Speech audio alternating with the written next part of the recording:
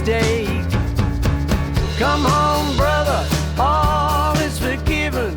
We all cry. Sir Paul McCartney is a very, very famous, so famous my son has heard of him, but not my daughter. He has been known by the nickname Macca, and is well known for having a mouth like an O. He's an English singer-songwriter and a multi-instrumentalist from Liverpool. First he was a quarryman, then he was a Beatle, then he was a wing, and he's done lots of solo stuff since. Probably nothing he has done has topped the seminal genius of his song The Frog Chorus. So he was half of the most successful songwriting duo in the world ever, which is Lennon and McCartney.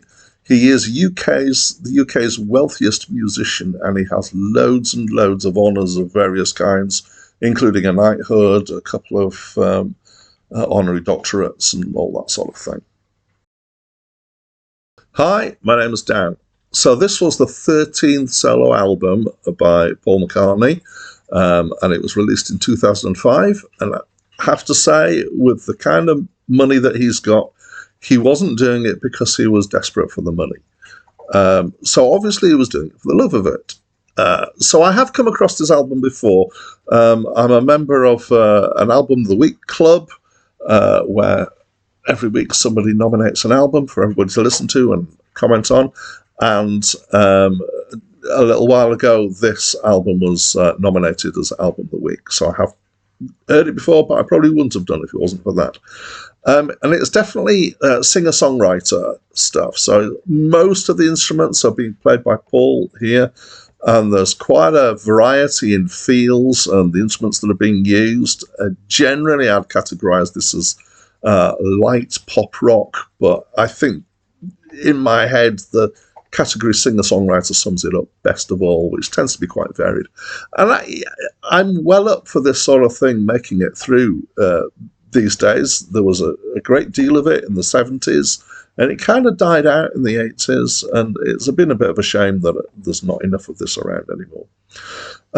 So typically, for Paul McCartney, there's some quite interesting chords going on, some catchy tunes. His vocals are okay. He's definitely got a recognisable voice.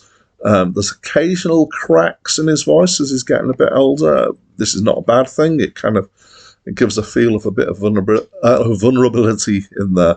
The thing that I think is a shame here is the words. I wasn't hugely taken with the lyrics for most of the songs. It's mostly quite vague platitudes and metaphors. There's quite a lot about friendship in this album, which is kind of interesting.